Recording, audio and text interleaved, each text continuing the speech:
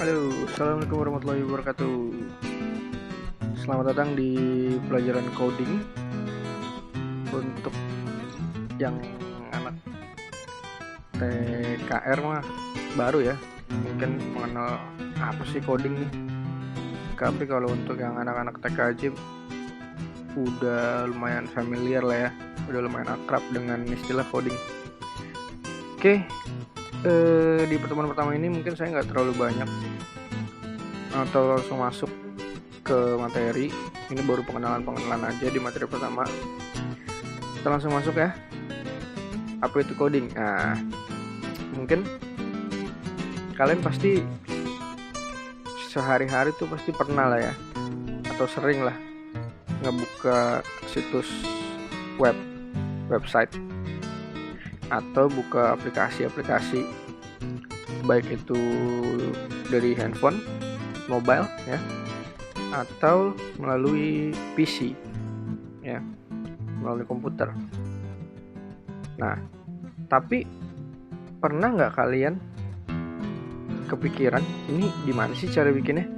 Bikin website nih gimana sih caranya?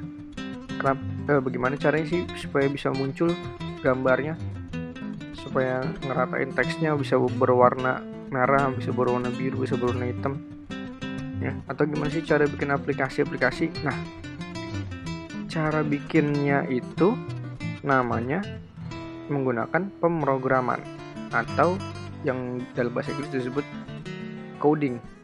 Nah, jadi sampai sini mungkin udah ada gambarannya belum nih ya? Jadi yang namanya coding itu berarti kita nanti akan membuat sebuah aplikasi atau membuat sebuah website. Oke, kita lanjut. Nah, ini pengertiannya nih, pengertian coding. Gampangnya gini, coding itu kegiatan menulis kode-kode program pada komputer dengan bahasa pemrograman supaya si komputer itu bisa melakukan apa yang kita mau. Nah, jadi manusia kan punya bahasa nih, ada bahasa Indonesia. Kalau kita berkomunikasi dengan orang Indonesia berarti menggunakan bahasa Indonesia supaya sama-sama ngerti. Kalau ngomong sama orang Inggris ya kita pakai bahasa Inggris supaya sama-sama ngerti. Nah, komputer juga punya bahasa. Nah, bahasa itu yang disebut dengan bahasa coding atau bahasa pemrograman. Nah, jadi yang disebut coding itu ketika kita menuliskan kode-kode programnya supaya si komputer ya melakukan hal-hal yang kita inginkan. Gitu, gampangnya kurang lebih kayak gitu pengertiannya coding itu. Nah, tadi yang saya bilang si komputer ini punya bahasa sama kayak manusia. Manusia kan ada bahasa Inggris, bahasa Indonesia, bahasa Jawa, bahasa Sunda, bahasa Jamaika, ya, bahasa Swahili misalnya ya. Nah, di komputer juga dia punya beberapa bahasa. Nah, ini salah satunya ya, salah banyaknya. Ada JavaScript, ada Java, ada Python, ada HTML, ada PHP, ada C++, ada Kotlin, Ruby, Dart, terus dan lain sebagainya, masih banyak yang lain-lainnya ya. Nah, terus mungkin kamu bertanya-tanya nih, ngapain sih Pak kita belajar coding? Nah, sekarang kan udah masuk ke era industri 4.0 ya, dimana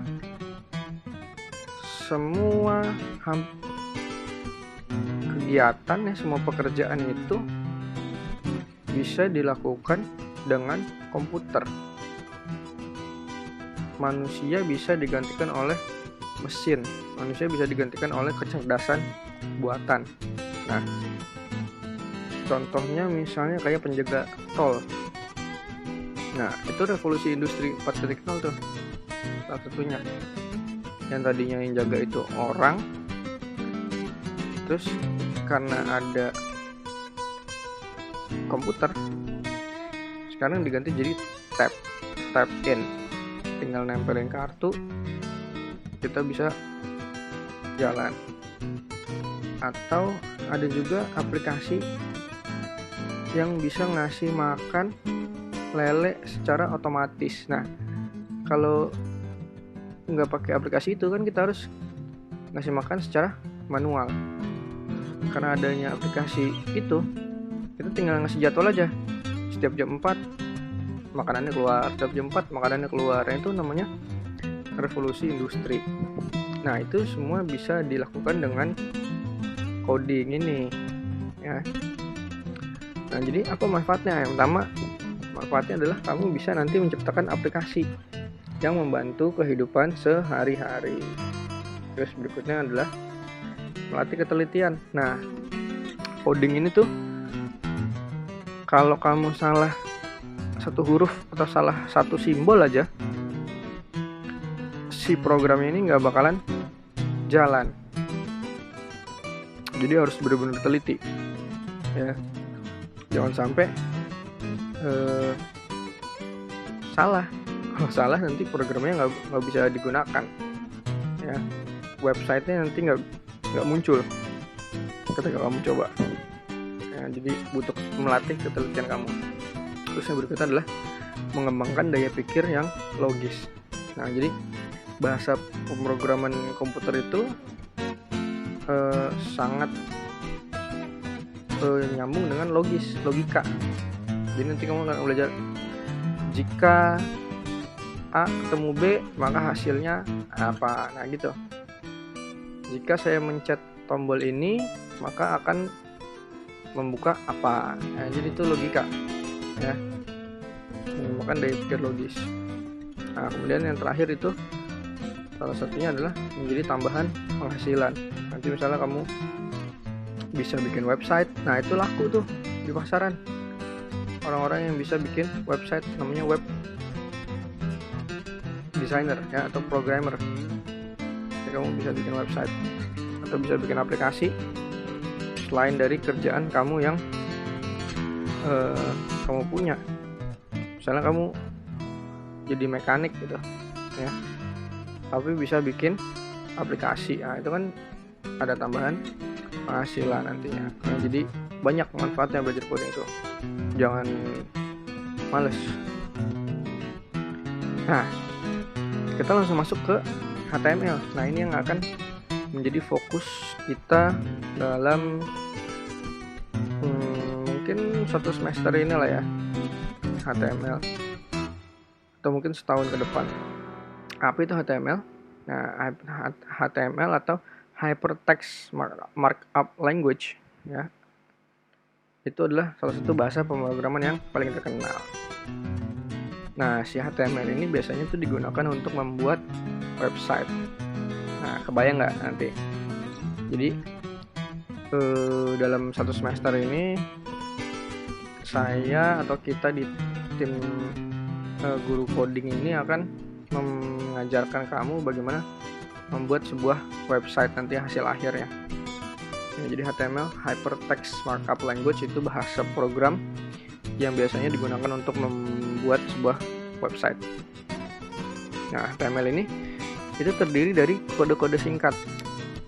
Kode-kode ini nanti akan menjadi sebuah teks yang disimpan dalam file HTML.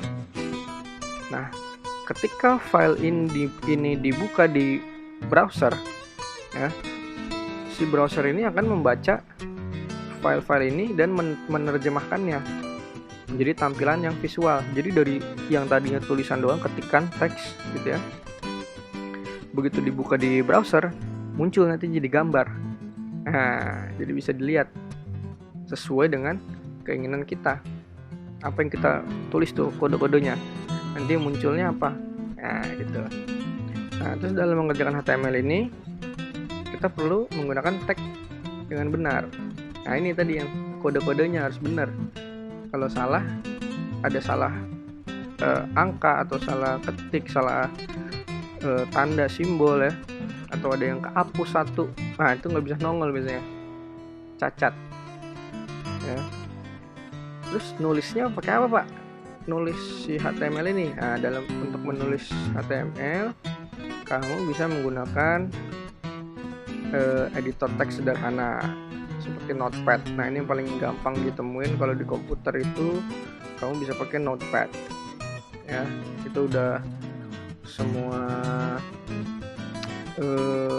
sistem operasi di komputer Windows berapapun pasti ada Notepad-nya. Nggak usah install lagi. Tapi kalau mau pakai text editor yang khusus buat HTML ada.